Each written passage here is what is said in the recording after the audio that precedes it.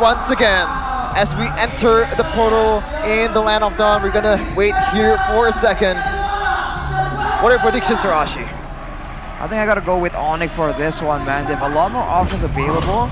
And for Evos, it's a bit all over the place. They want some dive in, they have some damage, but if they go all in like that, they're also opening themselves up to a big crowd control ultimate combo, right?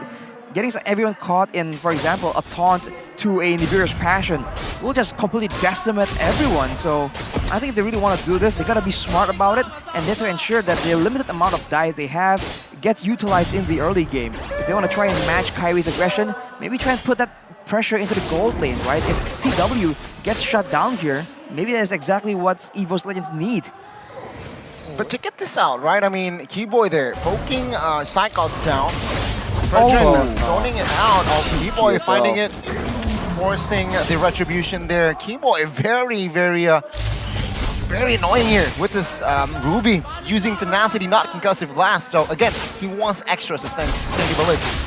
And that's basically the case for a lot of Grimor stars here, man. It's just the survivability is much more, valuable compared to the minimum amount of damage that the concussive blast gives you. And in this case, Kairi goes for that extra damage in that jungle department. But the laning phase earlier, Rashi, you can see that Dreams actually goes for the XP lane and Psychos is going in trying to harass Kairi, which is he's not there. He's going for the red buff instead, but Kairi trying to make something happen to France. Oh, bot side, Taz manages to force CW on the flicker. Now Taz and Kiboy here quite isolated. Kiboy trying to deny the mobility from Taz. Random execution there put out, but both members will survive. Kairi using the retribution now on the Master Assassin emblem here. No longer the high-end try is called, but oh my god, he will not commit the shadow kill just yet. Happy feed for Kairi, but now you can see that they're making plays around the gold lane. So knowing that Brands is going to be a bigger threat in the late game, they want to make sure that adequate attention is given to him and they can't ignore him and go for the turtle like they usually do. Now you can see they started to move towards that direction, right? Trying to get some control right here. And even though the Fredrin isn't in the jungle, if they clump up in on the way to the turtle pit, Boots can definitely set up for a huge play right here. Even if Kairi wasn't there, it's always Onic just guarding the turtle pit, trying to deny any kind of engage from Taz, trying to deny any turtle attempt, because this is a tank slot. It's gonna have a bit of advantage towards Kairi with an assassin, but let's see how things will fare up here as Taz going for the turtle. See, Taz is already in the area. Kairi now not far behind.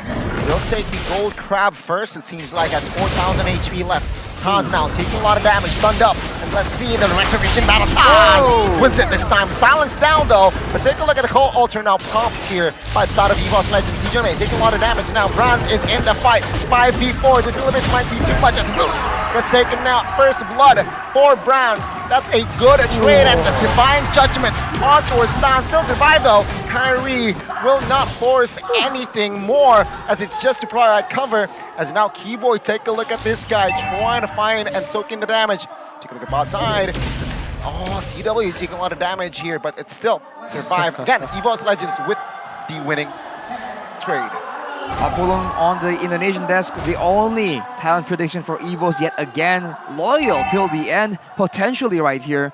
But already a great start for Evos Legends, getting a bit more success, getting a first blood for Brands on a very solid late game hero as well. Able to get the turtle over Onic, who has been very solid, especially in that first turtle. So you can see that adjustments have been made and they are paying dividends. For Onic, this means they have to change their approach a bit. They really can't rely on getting those pickoffs because in the early game, they don't really have the same amount of damage and utility. It's a bit tricky, right? Because even in the objective department, they're gonna lose out because Taz is just... He has the jungle emblem, he has the tank slot, so he can sustain a bit more damage than Kairi. He has to be much more vigilant, but Dreams, CW! I'm offended though, Fall Altar now forced. Dreams taken down by the hands of Kairi. Take a look at Taz now entering the fight. CW will be assisted by that Cold Altar, but it seems like both teams will not engage more. Bronze does still want business. But Onic still with the dictation and they will not force another fight. A trade now for Onic. Looking at the emblems right here, like you mentioned, Kevin, having the high and dry will mean that Kairi can go for a very solid 1v1, and he has a lot more split push potential compared to Taz, who is by all means an assassin, but still a bit more utility. Sanjiro gets jumped on, might not have the survivability to survive. Kairi now jumps in, nothing more. Oh, yeah, CW getting that Blade of Despair. That's a big power spike as right now Kairi will try to finally get the turtle away from Taz, as Boots again just very proactive in just denying all the picks or denying all the engage, but on the other side, Dreams getting picked off by CW. Kairi now almost solo killed by Cyclops, taking a lot of damage, but Kairi still gets the neutral objective and escapes. My goodness, Taz now will not be able to dish out the damage just yet. Hijume now looking for the cover, but no, Taz soaks a lot of damage there. Will be taken down again. And this is not good for the side of Evos Legends. Onic now slowly but surely building, establishing their lead here to almost 1,500. Look at how fast Kairi just goes for the opposing side's buff, denying that away from Taz. Looking at the items, he is going to be a bit ahead by 500 gold more or less on a Hayabusa, having a lot more damage, having a lot more kill pressure as well. And look at the tower, slowly but surely getting worked on by Onic. And in the bottom side earlier, there was an almost 1v1 play between CW and Brands, so it's still very competitive. The turn bot side here, will it be defended? It seems like still. And it's Onic now with the, again, slow breather. They will not commit on towards a silly fight, an unnecessary fight.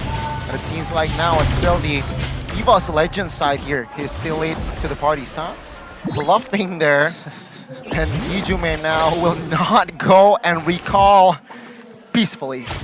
Look at the gold difference here by UBS Gold. CW was almost 1k gold ahead, getting the gold buff as well here, building up a very solid advantage. And the jungle, same story, about a 500 gold advantage. So the gold difference for Onic is minute, right? It's 1.7k as of right now, but it's always in the right hands.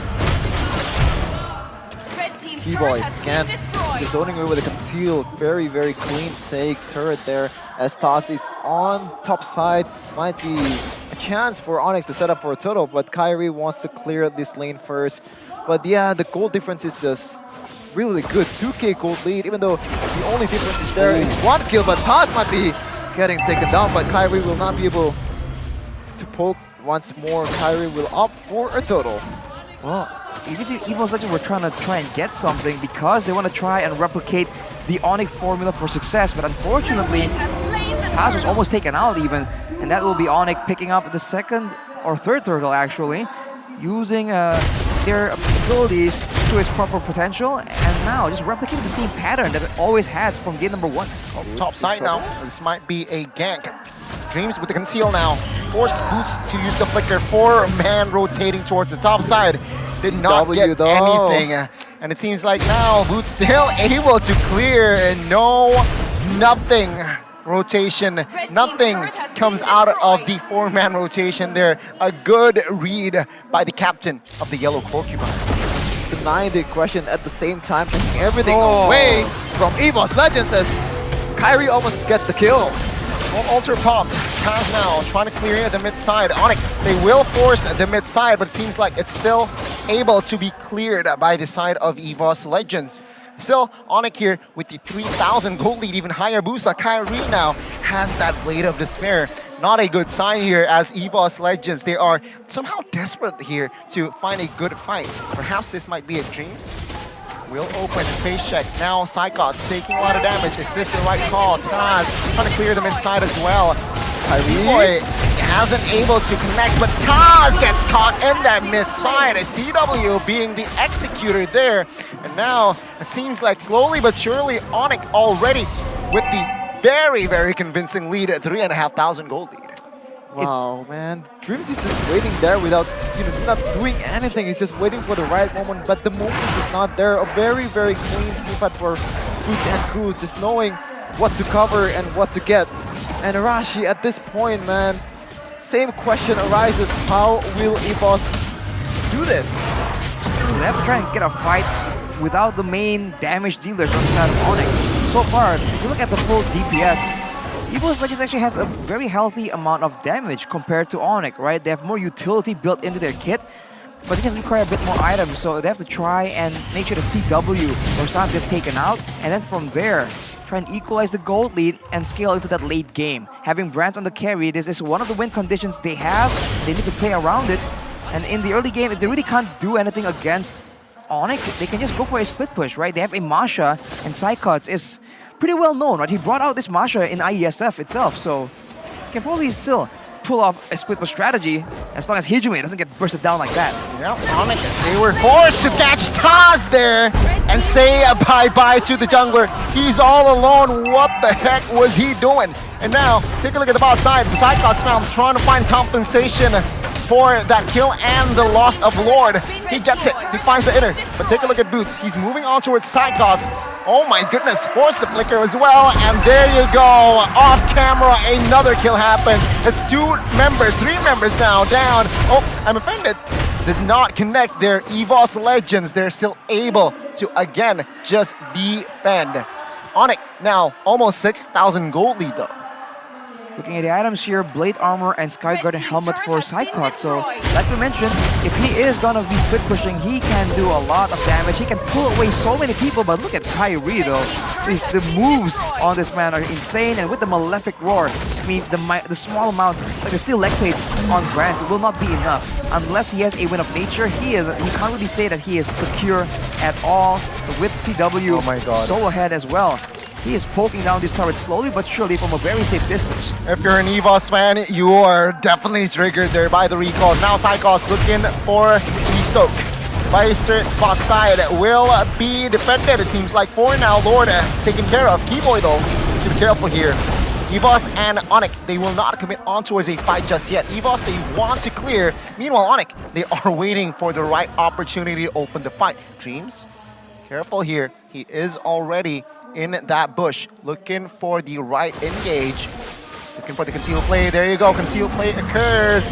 Face checking. Does not quite connect. Okay, Kairi. Flashback to M4 there. Ogi Shadow Kill onto the same creeps basically when in M4 too. Interesting, man.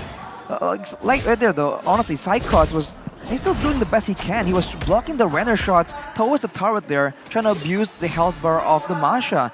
Later on, with the right items, he can still buy a lot of time and soak in a lot of damage, but it's all a very big if, right? It only matters if the backline can stay safe enough from Onic. And with the Kairi on the Hayabusa, that might be a tall order. Oh, backside now. Call Ultra Force. Right side of Onic now. Psychos looks for an opening again. CW now repositioning in the backside. Boots soaking a lot of damage in the front side. Take a look at Taz and Psychos here. Opening up on towards Kairi. Kairi will give the signal, the go-ahead to take down Psychos here, as now players are moving on towards Psychos. The flicker pull. Psychos say goodnight. CW picks up the Mega. Onic again with the intelligent decision-making in-game. The cover though from Sans, perfect cold ultra to prevent the death of CW, which is pretty much snowballing the heck out of all the damage available for Onic. And 13 minutes, Onic will try to get the Lord in a HK gold lead game. Evos Legends just have no answer to anything Onic brings. With one member down right here, without any pressure on the other side of the map, it's going to be very difficult as Taz tries to go for his orange buff. Even that might be denied by the members of Onic right here. See, Kairi secures the Lord comfortably. No business whatsoever here by both teams. Onic does not look for a fight. Even Evos Legends, of course, they look for the calm defense. Interesting, yeah. Kiboy always used the immortality very early on. He doesn't really care about debuffing. Yes, he has the anti-cuirass, but he can debuff a lot more for his teammates, maybe getting dominance eyes for that Brands, but instead he goes for the immortality knowing that it's a Kaja. He has to respect. Oh, never mind the respect then. It's you know what? Why? You know why? Because Kiboy, his IG is already deactivated, right? At this point, nothing to lose. At this point, he has nothing to lose. So there you go. The Kiboy demon time. It's like, yeah, you know what? I don't care now. Recall in the bush, outside of the bush, and my God, I somehow doubted the Ruby pick, but it seems like in his hands, he's able just to pull it off. But honestly, he just is very smart in knowing when the opponents are not going to focus him down. He just goes in aggressively, and even with limited items, even with rushing the Immortal, there's no chance for Evos Legends to try and take him Kairi. out. Oh, in the top side. Take a look at Kairi What? here. Oh, he bought the Immortal.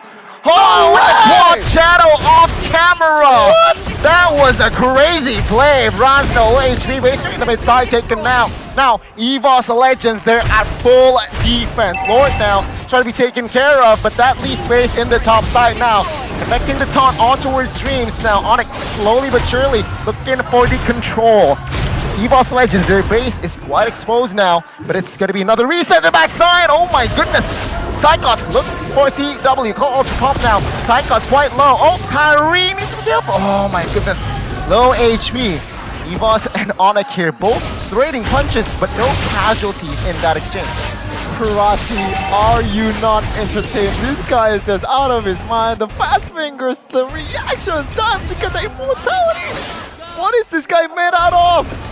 That was the Hail Mary play for Evos Legends, and it got completely denied by Kairi and his mechanics. And with that sequence of events, with the base cracked open, it's an 11k gold lead for Onic, and it does not seem like it's slowing down anytime soon. I was about to say that Kiboy is just so good at being a nuisance at the right time, where Evos Legends can't afford to put any damage onto him. Now Taz is the next target, dodges away from the runner shot. Good job. Honestly, they still can't do anything.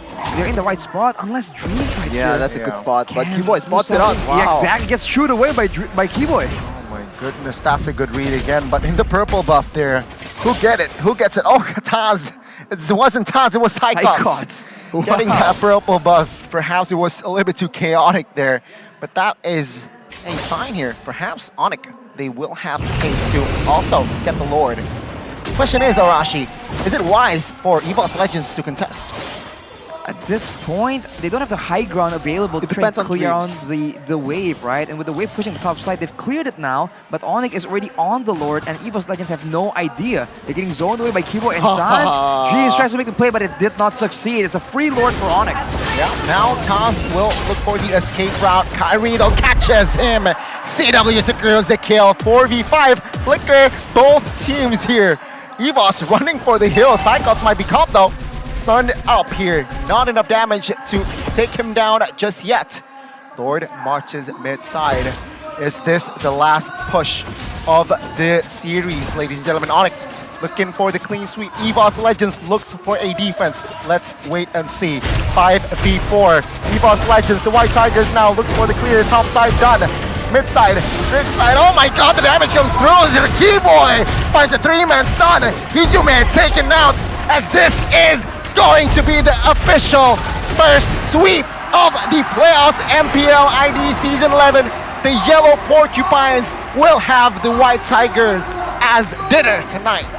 Bring out the brooms to shoo away the White Tigers, as the Porcupines once again showing that they are a different creature than any team in MPL ID.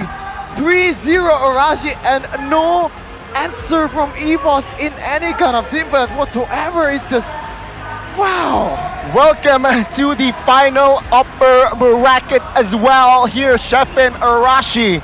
Onic, they're able to sweep Onic 3-0.